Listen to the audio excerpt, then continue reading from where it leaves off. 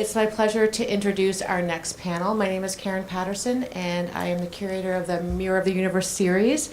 And it has been such an honor to be able to work on this project and to share it with you all, and to introduce this panel, because it is such an important part of this collaboration. Not only do we have Kathleen, who is, I consider a friend, because we've been working on this together for 3 years now, and she is the executive director of the Lenore Tawney Foundation. She also curated Lenore's 1990 retrospective. And then we have Glenn Adamson, who contributed such a thorough and important biography for Lenore Tawney for the publication. So they're going to have a conversation. I do also want to note that Paul Smith was supposed to be here, but unfortunately he sends his regrets. But he was the director emeritus of the Museum of Arts and Design, also moved to New York at the same time as Lenore. So there's some really great connections. I know Kathleen will talk on his behalf as well. So I leave it to you. Thank you so much for sharing your insights and your knowledge with us.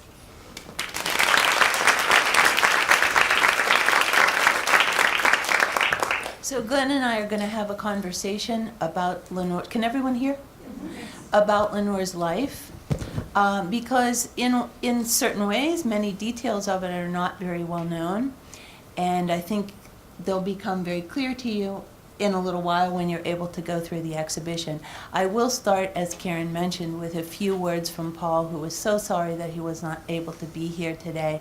And he asked me not only to convey his regrets, but to extend his enormous appreciation to this wonderful institution for everything that they have done with the publication and with the exhibition series for Lenore's legacy. So that's from Paul. Lenore led a remarkable life in addition to being a remarkable artist. She lived to be 100 years old. The second half of her long life, from 1957 to 2007, was spent in New York City, which was incredibly important. And Glenn and I are going to kind of give an overview of what that 100 years was about. But I think when you step into the exhibition this evening, you'll be able to see it kind of right at the beginning. When you walk in, there's a case on your right where you'll see some very early things that Lenore wove. Some upholstery fabric, a shawl, a scarf. And you can stand in that same spot and look to your left and see one of the clouds that you saw in Florica's presentation earlier. And you wonder, in a lifetime, how do we get from here to here? And so that's what we're going to try to talk about in this discussion. Yes, thank you, Kathleen. And I have to say that I feel like a real Araviste to matters of Lenore Tawney, particularly sitting next to this woman. So it would be difficult to overstate the degree to which Kathleen has not only activated and empowered this particular project, but also has really been the key steward of Lenore Tawney's work and archive and legacy over the last several decades. And we'll hear later the wonderful story about Kathleen meeting Lenore Tawney when we were working on the 1990 retrospective. But really none of this would be possible at all if it weren't for not only the things you've done in the last 3 years, but the things you've been doing for a lot longer. Thanks, Glenn. So I'll kick off the story if I might. Do. So Tawney, as you may know, was not born Lenore or Tawney. She was born Leonora Gallagher in Lorain, Ohio in 1907. And in a funny way, and I think this is a testament to her force of will, she does not seem to have wanted us to know very much about her early life. And by early, I mean like the first almost 40 years. So in fact, the period of time when many artists would be defining their work and consolidating their reputation, she was actually not very artistically active. And we think that there might have been some traumatic aspects about her upbringing, or at any rate some difficult family experiences, but we don't really know very much about that. We do know that she was rather discouraged from pursuing her no doubt extremely powerful creative impulses as a teenager in school. And we also know that she was twice married by the time that the Second World War ended. First marriage was apparently very brief and unhappy. We know very little about that. Second marriage was to George Tawney, who he was in the military and died during the war, but he did not die in action or anything like that. He was unfortunately felled by a disease on a military base. And it was when Tawney was in, I guess you could say, emotional recovery from that experience, that she turned to art. Initially, really art appreciation, and in a kind of educational context. She was down at Urbana-Champaign in Illinois, near where George Tawney had been on a base, and it was then that she learned about the new Bauhaus, formerly the Institute of Design at that time, which had been, of course, founded by expatriates, refugees really from Germany, from the Bauhaus. Paramount among them, Laszlo Moholy-Nagy, who was teaching and leading this institution. And so she arrived there, and the first thing she seems to have done is lie about her age. So she rounded down by about 17 years, and kept that as her birth date. So what is that? 1924 was the false date, yeah? Yes, so Lenore, as Glenn has stated, was born in 1907, and really when this was a little bit later that this really came into play when she moved to New York in 1957, and her work started to generate real interest and to be acquired by institutions. She couldn't do anything about being a woman artist, she couldn't do anything about being a weaver, but she could do something about being 50 years old, and she did. Yeah. And so she gave the year of her birth as 1925. That is 18 years. And I'm not sure she quite entirely got away with it. I think she was a person of kind of undetermined age, and people weren't really sure. But anyway, that was one of the mysteries. We heard earlier about mysteries around Lenore, and that was one of them. And I think that does speak to her unearthliness in general, and those of you who have seen images of her will kind of recognize that she seemed both of this world and not of it, perhaps, in some ways. Very much so. But also her elastic relationship to time, and in fact, you could say that time, in addition to thread and findings, time was one of her key media. I think so. Yeah. So perhaps we should then talk about Penland, Kathleen. Well, to go back for just a minute to the Institute of Design, because Lenore was just there for a very short period of time in 1946 and 1947. And as Glenn mentioned, this was during the period that Moholy-Nagy was leading the school. Marley Ehrman was teaching weaving. She had been at the Bauhaus weaving workshop, and it was from Marley Ehrman that Lenore learned the basics of weaving. The year that Lenore left the Institute of Design, Moholy passed away at a very early age. And when he was gone from the Institute of Design, the weaving program was discontinued, and Marley Ehrman was no longer there. So it was so fortuitous that although her time there was brief, she encountered two teachers that were incredibly formative for the development of her career. Was it also there that she met Archipenko? And she also studied sculpture there with Archipenko. And when you see the exhibit, you will see the only 3 known extant pieces from that period.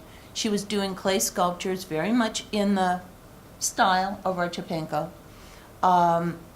She decided, after working with Archipenko for a period, that she could no longer do this. She wasn't going to pursue life as a sculptor. So, being what she called an all-or-nothing person, since she decided she wasn't going to do it, it had to be nothing. And she destroyed all of her sculpture from that period. She said she threw it down a flight of stairs and smashed it. The 3 sculptures that are here and in the exhibition belong to a friend and have been retained all this time, and we have the great pleasure of seeing them in the context of her body of work. Yeah. So because it was nothing, she embarked on a period of travel. She was not pursuing making art in the early 1950s, came back to Chicago, and in 1954, she heard that the Finnish weaver Marta Taipale was teaching a workshop at the Penland School of Crafts. So off she went to North Carolina, and that was the aha moment when Lenore jumped back into making art, but this time it was through a different medium. Yeah, and you'll see a great picture in the presentation that Mary Savig has curated from the archives here at the Kohler that shows Tawney weaving at the loom at Penland. Right. And you also see very powerfully the influence that Taipale had on her. And without going too deeply into this, Taipale herself is quite interesting and very little known. She was, you might say, a latter-day exponent of German Expressionism, but in tapestry. So she was already starting to bend and break and shift the rules of tapestry weaving, particularly with regard to the way that form was rendered by having the thread directionally travel along the vector of a contour rather than having it be made up pixel-wise of different configurations between warp and weft, which is we were hearing about earlier. And it's also just nice to note that Judith Lehmann told the story of this very influential trip that she had to Penland to study weaving, probably some 50 years after Tawney went there. But it's interesting that this school continues to furnish these moments of enlightenment, quite remarkable. But at any rate, Tawney did study with Taipale in Penland and learned enough to get on with, I think, fusing it with what she had learned with the Bauhaus technique with Erman, and then initially went back to Chicago and started developing her textiles from there. So between 1954 and 1957, Lenore was working from her home studio in Chicago. And in 1957, she chose to leave and move to New York to a cold water loft on Coenty Slip. And when she was asked why she left Chicago, because she was living a very comfortable life and had a lot of friends and a whole life there, she said because she wanted to begin life as an artist. And in order to do this, again, it's all or nothing Lenore. She felt that people in Chicago held her in a certain way, and in order to do something new, she had to break away from that. So she left Chicago, she moved to number 27 Coenty Slip. Jack Youngerman was her landlord. She moved into an extraordinary community of artists that's becoming, I think, quite well studied at this moment. And she began to do very experimental work. And you have to, when we say extraordinary community, we really mean it. So, Seriously mean it. Johns and Rauschenberg were just around the corner, but right in the buildings where she was resident, and Jack Youngerman, this great painter, was the landlord. Agnes Martin was there.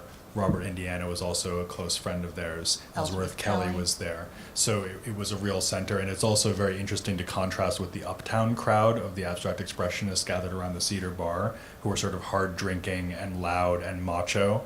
And this group, even the men among them, were not. They were hardworking, studious, conceptual, and it was really down in Coenty Slip. You could say that some of the key transformative turns towards minimalism and ultimately conceptualism and to some degree pop art through Indiana all occurred. And this whole period is being reevaluated, as Kathleen says. And I think it's also specifically worth pointing out that the parallel breakthroughs that Martin and Tawney were now going to make in the very late 50s into 61, 62 were prior to minimalism, as exponents like Carl Andre, Donald Judd, Robert Morris would be exploring, and Truitt in the 60s. So they really should be given a lot of credit for taking repetitive, or now I want to say insistent, those of you who heard the Gertrude Stein quote earlier, there's no such thing as repetition, only insistent. So taking this insistent form of abstraction and infusing it with a kind of humanism. And that's something that Martin and Tawney really did in tandem. And maybe could you say a little bit about their relationship, perhaps? Well, I think that their friendship, so Agnes Martin and Lenore Tawney were among the few women on the slip, and they were also older than the other artists. And they formed a very close friendship. And they were studying not only Zen at that time, but the Christian mystics. They were reading a lot together. And I think what was important to both of them is that they were both on the cusp of change in their work. They were both on the edge of making their real breakthrough work. And I think that friendship and the kinds of investigations that they were doing together propelled both of them forward. Yeah. It's also worth saying that there had been occasional claims that this relationship influenced Martin's choice of the grid, because of course you think, oh, well, Martin's spending all of her time with a weaver, and then look what she ends up doing. But against that, one might put the observation that this was precisely the moment when Tawney was actually undoing the grid. So that doesn't, in some ways, make a lot of sense, although it's also, of course, very intriguing that you have that confluence. I tend to think, and this is really, I think, an idea that you suggested to me initially, Kathleen, that what they really shared most powerfully was a relationship to the East River, which is out their windows, and this idea of flow and constancy and rhythm and a kind of rippling movement, and the sense that, again, you have this idea of repetition, seriality, but within that seriality you also have micro variation, and that's what gives a surface life. And certainly, ultimately, water would become, along with breath and light, these kind of fundamental metaphors that Tawney used about her work. Really important theme, and something that you'll see when you go into the galleries throughout Lenore's work. And as Glenn said, you know, Lenore, the being on the river was so incredibly important to Lenore. And when you enter Mary Savig's exhibition, you will see even a photograph that Lenore took of the wake of the Staten Island ferry, because she rode that ferry. That was her enjoyment. That was a kind of a meditation to just watch those rippling waters. Yeah, and speaking of Staten Island, you didn't expect that Staten Island would become a key segue, but in 1961 she had her first major solo exhibition, which was actually at the Staten Island Museum, which importantly was a museum that not only showed art but also natural history and kind of the history of Staten Island. It's kind of like a miniature Smithsonian compressed into one small building in Staten Island. And it's interesting that they chose to show her, you know, it really did come through an art connection, but possibly the work made more sense to the museum and to the visitors because of its rootedness in weaving. And that's interesting to me partly because, particularly at this date, Tawney is really not having it both ways so much as being construed in very different ways by different people, because she's working in a medium that truly has not been understood as potentially a context for avant-gardism, Right. to the extent that Jack Youngerman, when I interviewed him for the book, said in a sort of apologetic tone, I really didn't pay any attention to what she was doing because she was a weaver. So it never even occurred to me that it Right. might be relevant to what the rest of us were doing. And this was a close friend, you know. So at any rate, the Staten Island show was surprisingly large, surprisingly complete, and showed these open warp pieces, several of which you'll see in the show, alongside these sort of post-Typolais, extremely coloristic, extremely inventive tapestries, some of which have feathers and other inclusions in them. Right. So we have 6 of the pieces from Lenore's first solo show in New York, here in Staten Island, as Glenn said. We have 6 of those works here in this exhibition. And I think, you know, actually while the Staten Island show was on, Lenore said, as she was moving away, there was change afoot.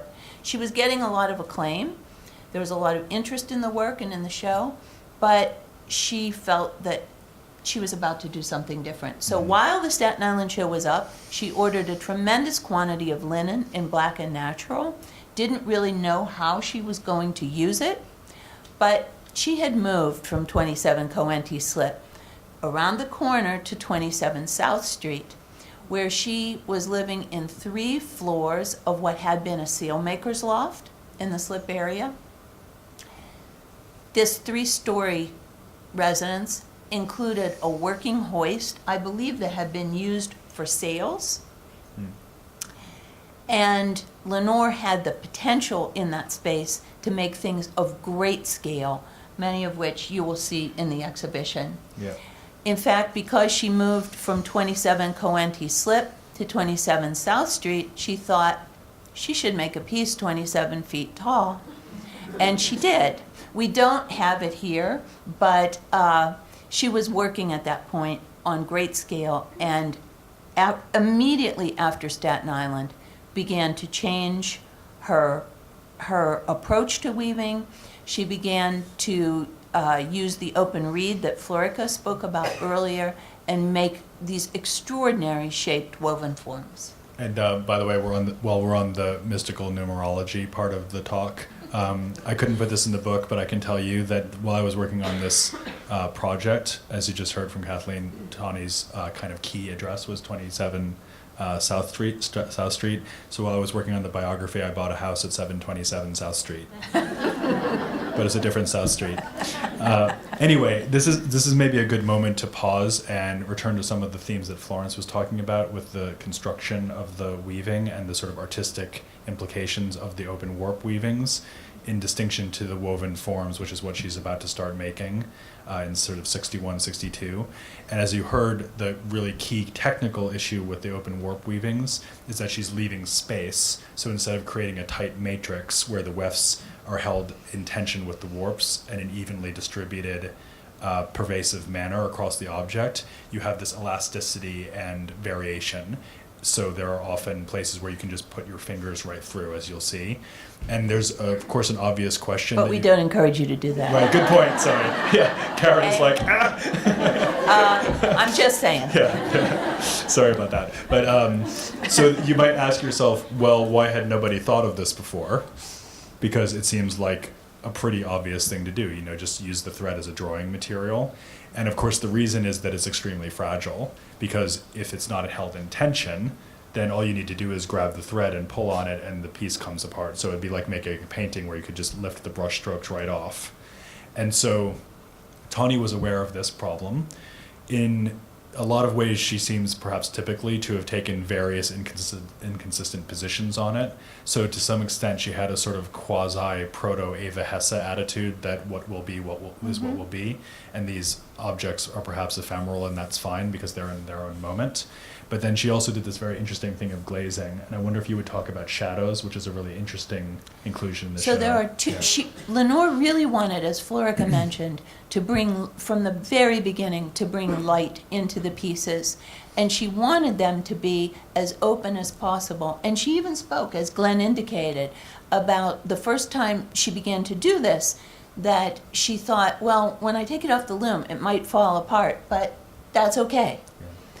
But she wanted that sense of an object that can almost fall apart, but she didn't really want it to fall apart. So she worked on two pieces, one of which we have here, with her friends Frances and Michael Higgins in Chicago, who had an extraordinary glassmaking facility, and she asked them to fuse her weavings between glass.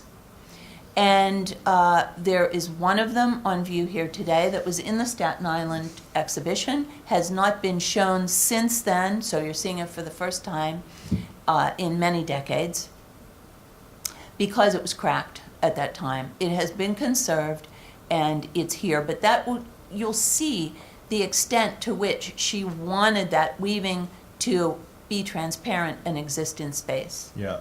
So this maybe serves as a good segue to the woven forms, which, as again you heard from Florica, are made using this open reed technique, whereby the position of the warps can be moved laterally as the weaving unfolds or proceeds, so that she can get a diagonal vector into the weaving, into the fabric.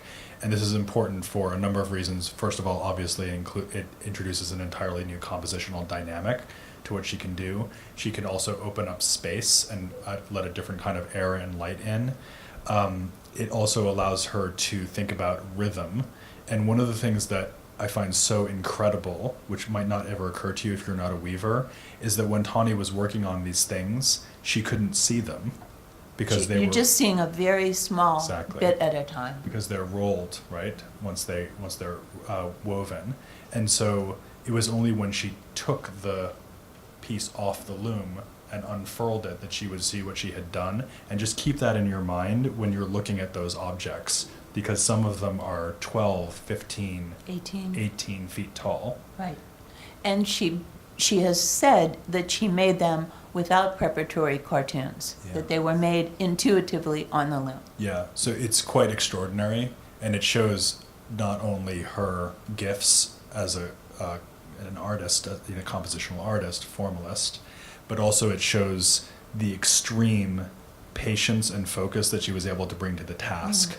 So when you look at a piece like Dark River, for example, and think about the mathematical progression of spacing that she's introducing to that, which gives it this sense of rhythmic implication, even when you see it hanging, much less think about it On a loom. on a loom and actually taking form. It's truly extraordinary, and she was clearly tapping to something quite fundamental in her own psyche, not only mathematically but also spiritually when making them.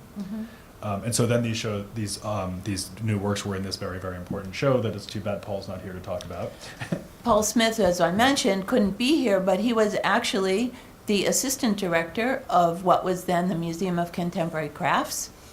And he went to that sail loft that I spoke about in 1962 and saw what Lenore was doing and recommended to Dave Campbell, who was then the director of the museum, that they do a show on that topic because he felt that what Lenore was doing was really new. And Dave passed away unexpectedly. Paul became the director of the museum, and Paul curated the very important Woven Forms exhibition that opened in 1963, showing 40 of Lenore's pieces. The whole first floor of the museum was given over to the Woven Forms, 4 of which are here in this exhibition. And upstairs there was the work because in recognition that Lenore was part of a trend of people exploring new ways to work with fiber. 4 other artists were included as well. Sheila Hicks, Claire Zeisler, Alice Adams, and Dorian Zakai. Yeah. And that was the Woven Forms exhibition, which was tremendously influential in 1963. Not only influential in New York, by the way, but also because it toured to Venezuela, to Caracas in Venezuela, but then the real impact was when it went to Zurich in Switzerland, and it really introduced the concept of modern fiber art to Europe, frankly. And of course, again, Tawney was absolutely the center of that, although it was very important in launching Sheila Hicks's career and getting Zeisler's work more well known as well. But it really rode on the back of Tawney's invention. So, for example, if you've heard of the great, amazing Swiss fiber artist Françoise Grossin, she has said that she was inspired to move to America because of seeing that show, for example. Yeah. So this is really, in some ways, you could say it's the peak of her career, and yet in other ways she was just getting started. That's right. And of course you have to remember we're only 10 years into her career, not even in some ways. So there's a lot more to tell, which we'll now have to accelerate and tell more quickly. One really interesting topic is the way that she engaged with the counterculture. So you have to remember she's born in 1907, right? So by 1967, Summer of Love, she's 60, but that definitely did not hold her back.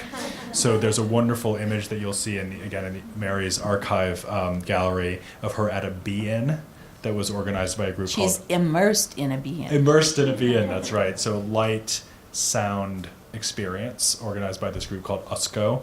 And then she also went out to a place called the Llama Foundation, which was a commune out in the Southwest that published some of the key books on domes, like the Dome Cookbook, and also Be Here Now by Ram Dass, which was one of the real hippie Bibles, sort of led to the Whole Earth Catalog and all that. So she was almost inexplicably found herself right at the center of the counterculture as it was exploding, and also importantly was featured in a Life magazine article, which was easily the most widely read Life magazine article, the most widely read magazine coverage of the studio craft movement when it was really at its height in the late 1960s. And there she was right on the first spread with her cat Pansy at her knees in this white painted loft surrounded by the woven forms. And you can imagine you're paging through Life magazine and seeing what women looked like in the late 60s. It came right after a Clairol ad, right? And then you turn the page and bam, it's pure, unadulterated bohemia and Tawney is the absolute embodiment of it. So, you know, despite her age, she was able to somehow communicate this idea of a breathless, adventurous, wholly new way of relating to culture, materiality, to art. So I can't resist telling you a funny story about that Life magazine article, and I know that we have to like zip through a few decades here, but so when the Life magazine article came out, Lenore was going somewhere and she wanted to stay in a hotel or motel, and she didn't have enough cash, but she asked the innkeeper if they would take a check, and they said no. And she said, well, would you take a check if my picture was in Life magazine? And they said, yes. So she whips out Life magazine, and they took the check, and she got to stay there. So there you go. Yeah. Who says being an artist doesn't have any fringe benefits, right? Yeah. So in the interest of acceleration, we might briefly note her collage practice, I suppose. Can you say something about that? So in the year after she did these extraordinary woven forms that we've been talking about, she went to New Jersey to observe a jacquard loom. She didn't care a bit about what the loom could do. She got all crazy about the harness, the tie-up to the loom. And she began to study the jacquard loom. She went every week for a year to what was then the Philadelphia Textile Institute, it's now part of Philadelphia University, to study the loom. And she made a jacquard apparatus that you'll see in the exhibition, but she never wove on this loom. What it inspired her to do was draw. And she began an extraordinary series of drawings on graph paper, some of which are here. Then that practice expanded to making collages and adding the drawing to collages, and that expanded further to making three-dimensional objects that included collage and drawing. So that practice really took up a great bit of her time from the mid to late 60s. Although she was still weaving, it wasn't nearly as intensively because she was also involved in this other aspect of her practice. Yeah, and there's a really fascinating continuity and in a way a lack of differentiation between her studio and her assemblage collage work and her correspondence during these years, because she's also sending these incredible decorated postcards that you must think, I mean, what it was like to receive one of those. Right. And some people tried to send back things of equal magic and largely failed, but you know, she was somehow able to take this one vocabulary and explore it in all of these different ramifications in three-dimensional and two-dimensional space in this way that probably would have made her one of the great famous post-war male artists and collagists had she not been principally known as a weaver. Mm-hmm. So she's got this whole other area of her practice. But perhaps we should come on to her spiritual life at this point, which becomes more and more important. So as Kathleen said, she had been weaving less anyway in the late 60s as she was interested in these more artistic, these more collage and assemblage-oriented artistic pursuits. But in the 1970s, you have a very different Lenore Tawney, because having searched through many different pathways to find a kind of spiritual resolution in her life. You mentioned Zen earlier. She was also interested in working with the psychic, mentioned the countercultural atmosphere that was also, I think, for her probably mainly a spiritual pursuit. She found a guru, and his name was Baba Muktananda. He was Indian and was then in the process of coming to America and establishing himself as a spiritual leader here, established an ashram in upstate New York, and also maintained a very large complex back in India.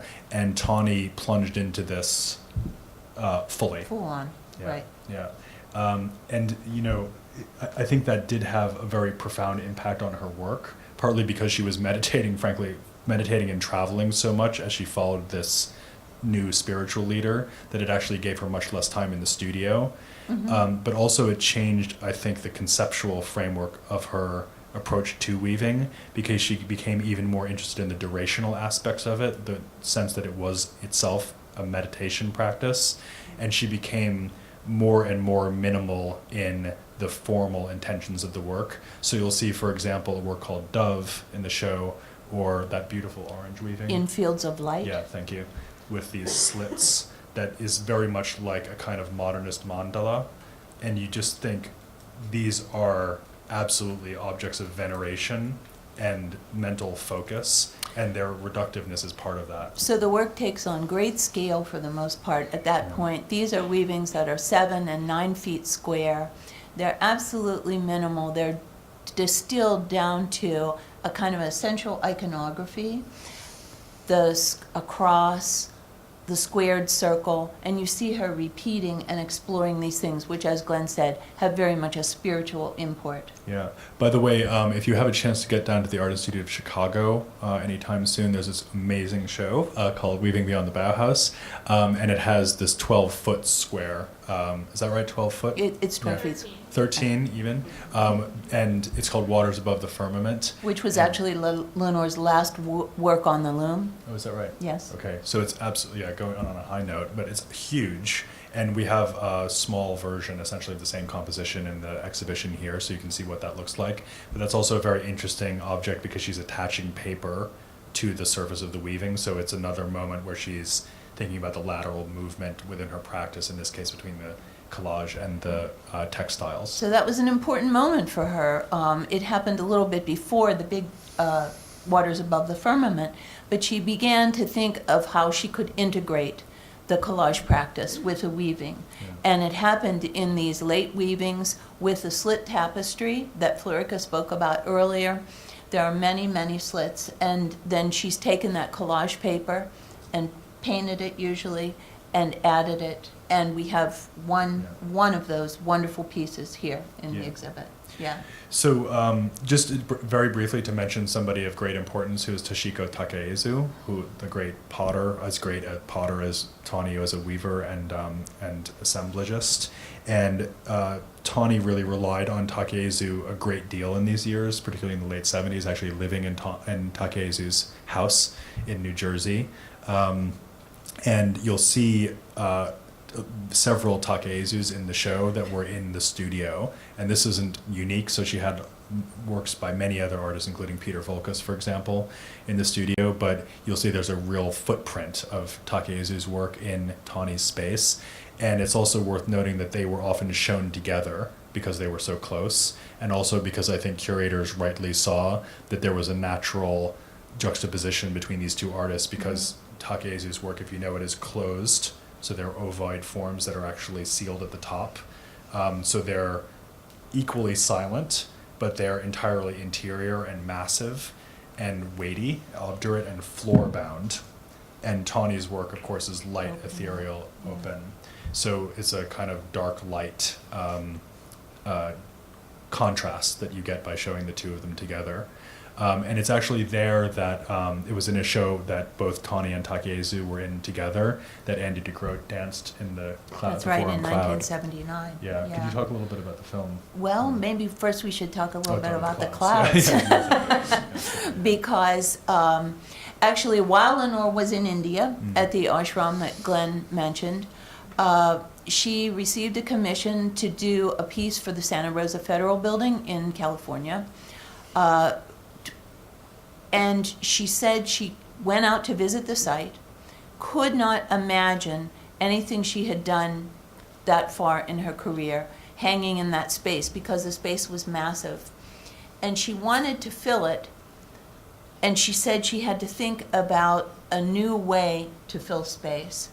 So she took one of the spaces and began to think about how she could approach it. She said California was experiencing a drought at the time, and she began to think of a cloud. And so she created a maquette, and they worked it through how this would happen, and she created the first of her cloud sculptures in the late 1970s for the Santa Rosa Federal Building. She said they hated it when it opened. But it's still hanging there today. It's been treated 2 or 3 times.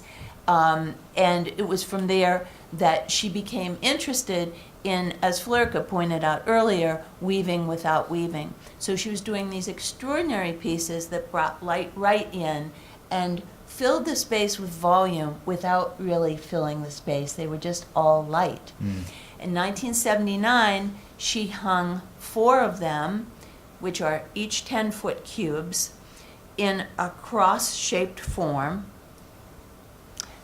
It was called the Forearmed Cloud. The cloud that you'll see in the studio is actually one of the arms of that cloud. And the dancer, Andy DeGroat, did a performance piece in the cloud called Cloud Dance in 1979, which was filmed and which we are really delighted to be able to share with you here. Yeah, and I cannot recommend this highly enough. I got to do it earlier.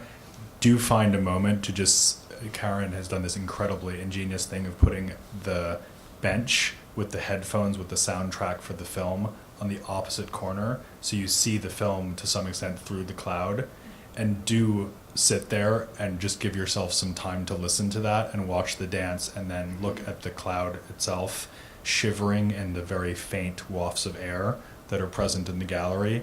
I mean, it's a shiveringly powerful experience, to be honest. I can't imagine anyone not being deeply moved by it, and he was just the perfect person to do that. And at the end of the dance, you'll see that he spins and spins and spins and spins. It looks impossible. This was his actually really special contribution. Yeah, to he had really developed a kind of aptitude for it, which almost seems superhuman. Right. But to have this rotational movement, which implies a kind of rapture or religious practice in the middle of this implicitly spiritual object, it's really, really something.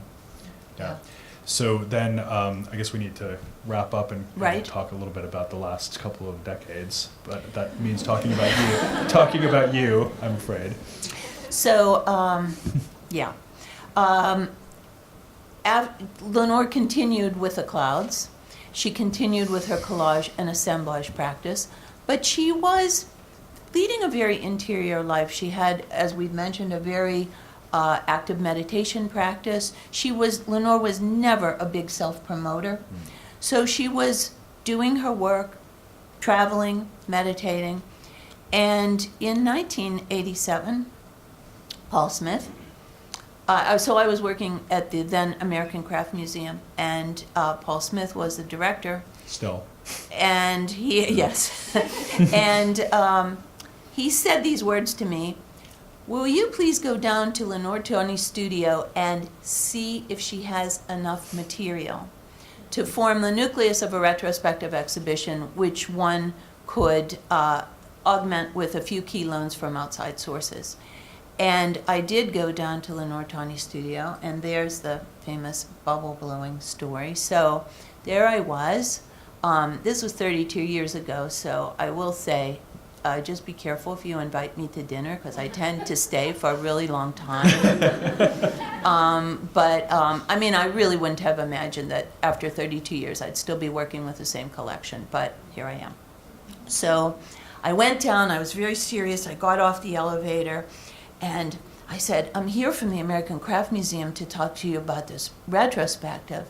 And here's Lenore, 5 feet tall, wearing all white, her hair in a bob, hennaed a kind of an orange. And she says, "Really? I thought we'd blow bubbles today." And she reaches into her smock and pulls out this little vial of bubble soap, which, when you look at the artifacts from the studio, it's here. She just goes spinning through the loft, 4,000 square feet of space, followed by a cloud of bubbles. And I'm standing there thinking, how am I going to get this work done? Anyway, I did. And in 1990, the show opened at the American Craft Museum. It traveled to the Art Institute of Chicago and the Renwick Gallery, which was a really wonderful moment for a late career artist. because it focused a lot of attention on Lenore's work. And then during the 90s, she had many other exhibitions pursuant to that. So she had a solo show at the Stedelijk Museum in Amsterdam and other exhibitions as well. Yeah. And so, there's a kind of happy ending there because she did receive something like the credit to which she was due, although I have to say that the current project in many ways is a continuation of her intentions. So just very briefly, she did suffer a very bad loss of eyesight in her last years and relied on studio assistants to make some work. For example, the threads that are in the plexi boxes, those are not really made by her own hand, those are made by studio assistants.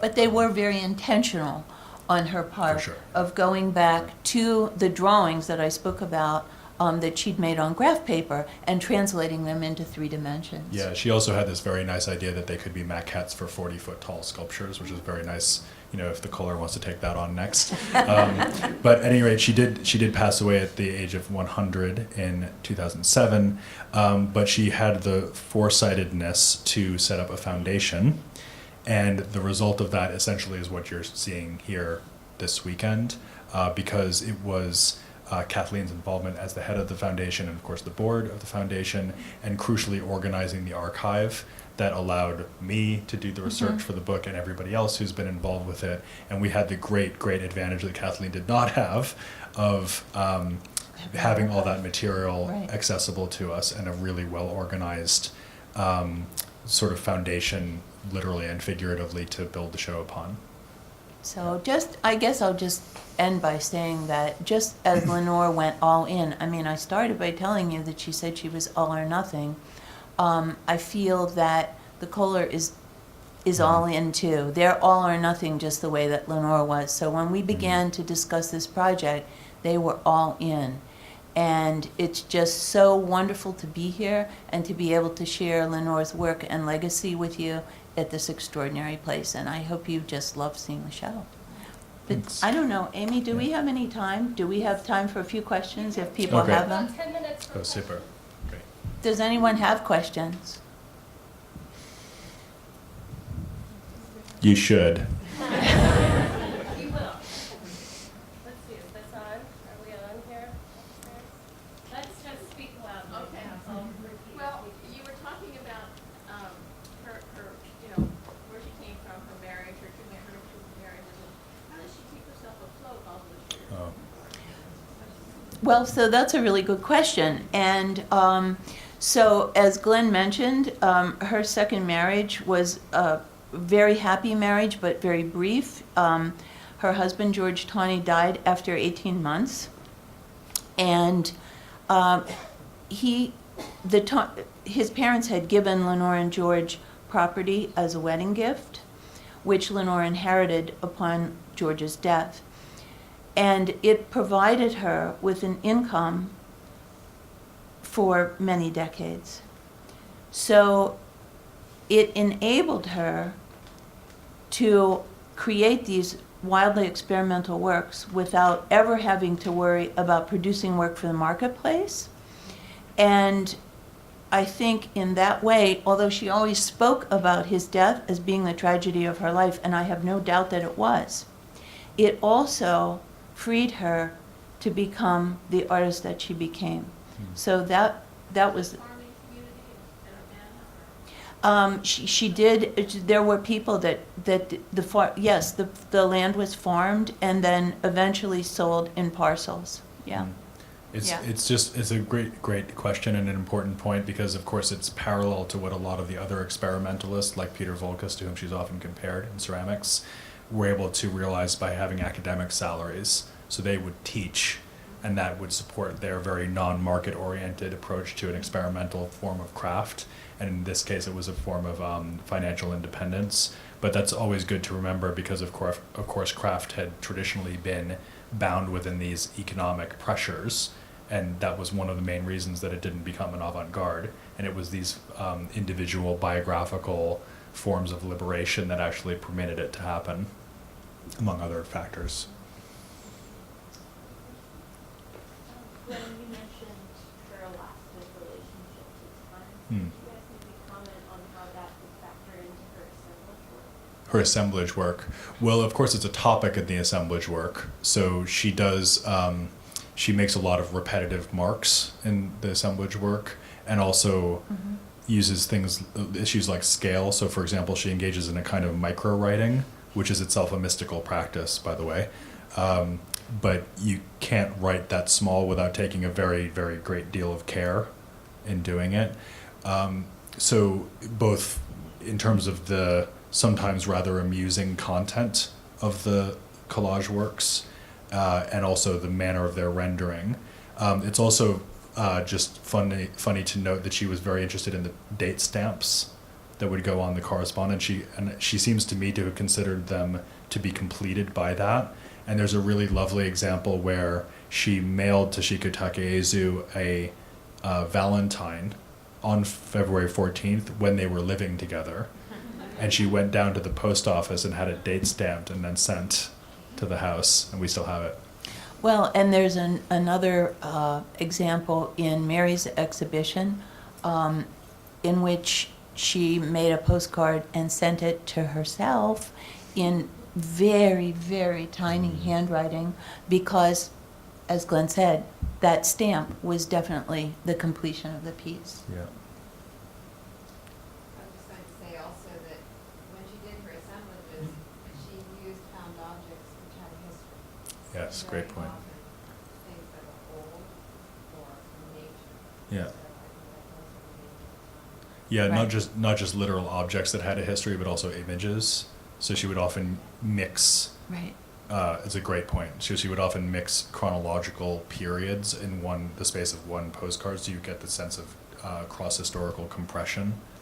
Yeah, and sort of with personal significance, unlike Eva Hesse, who's, looking at her sculptural work, who was just picking up found objects on the street. She was sort of, it seems to me, sort of interweaving her personal experience. Yeah, I would say that Eva Hesse is much more working in the shadow or margin of industry and urbanism, and that's not Tawney's interest, really. Yeah. Yeah. Yeah. Just a few more minutes if there's Hi. I'm just wondering, you talked a little bit about all of these other artists and other media that she's responding to and in community with, but I wonder about other people working in textiles like Claire Zeisler, like Dorian Zakai. What was her relationship with those folks? And did she see herself, being a little older, having this career as a mentor? Did she see herself in relationship to younger artists? I don't think she, as near as I can tell, I don't think she thought of herself as a mentor. A colleague. I mean, she certainly was in touch with Claire Zeisler and with Sheila Hicks, and many times there were groups of students that came to the loft on occasional basis, but I don't think that was a big factor in Lenore's practice. Yeah, she was very interior in that Very sense. interior. By the way, yeah. it's worth noting that Zeisler was actually older than Tawney, and had been to the Institute of Design before the New Bauhaus before Tawney was. So, although they were relatively, contemporaries. Contemporaries, Yeah. yeah. Whereas Hicks was significantly Younger. And Hicks actually is the one who sort of ended up with issues about this because she felt like she was being awkwardly grouped with these two older ladies, and she had come out of Yale studying with not so much with Annie Albers actually as Joseph Albers, and she felt like she had a completely different trajectory, and yet the three of them were put together very often, not just in woven forms. So she has a lot to say about that, but she has a lot to say on many subjects. But I agree. I think that Tawney was not a joiner in an art context. She was in a spiritual context. Right. What's So- that relationship to Jack Larsen? Oh, that's a great question. Well, she met Jack Larsen early on in when she was in Chicago, and I know that they were. Explain who he is. Oh, I'm sorry. Yeah. Well, maybe I'll say, so Jack Larsen is really the most successful post-war weaver for industry. So he had been trained at Cranbrook and was one of the few people to come out of Cranbrook and actually deliver on the mission by becoming a designer craftsman and working with industrial factories to produce furnishing fabrics, drapery fabrics, upholstery fabrics. I had a classmate of Toshiko. classmate of Toshiko Takaizu at Cranbrook, and Ed Rosbach too, I think, the great basket maker. So infatuated with the East. Yeah, so a lot of points of contact. So- And he was also a kind of, what we, in New York we say a macher, so like he was a real mover, shaker, and sort of decision maker within the design and craft scene in New York. So they had a friendship going back to Chicago, and certainly were together at Asilomar at the American Craftsmen's Council's conference in 57. 1957, which is when Toshiko met for the first time Lenore and John Paul Miller and a host of other wonderful people. And when Lenore moved to New York, she was very much in touch with Jack. He suggested that he thought it was a great idea to weave in black and natural because he said, well, if you weave in black and natural, you don't have to worry. No one will ever want to buy it. So, I don't know. Anyway, they were. I believe that Lenore told the story that Jack was going on a trip to Africa in 1962 when she was intensively working on the woven forms, and he invited her to come, and she didn't because she couldn't break away from working on that body of work. But they were in touch for the rest of their lives, in and out of touch, I would say. Yeah. And he's still with us, and I interviewed him for the book, and he was very, he feels very involved in her story, and he certainly has the perception that they had a very active artistic dialogue. I feel that maybe more on his side than hers. I think she's, to me, she was an interesting biographical subject in that way because so much of her narrative and so much of her work, as is often the case with pioneers, seems so self-generated. So when you reach for the explanatory mechanism, sometimes you feel like you're grasping at air because so much of it just seemed to come out of her unbidden. And it's hard to shake that feeling. And, sometimes you just have to say you've got a genius on your hands. With that, Yeah.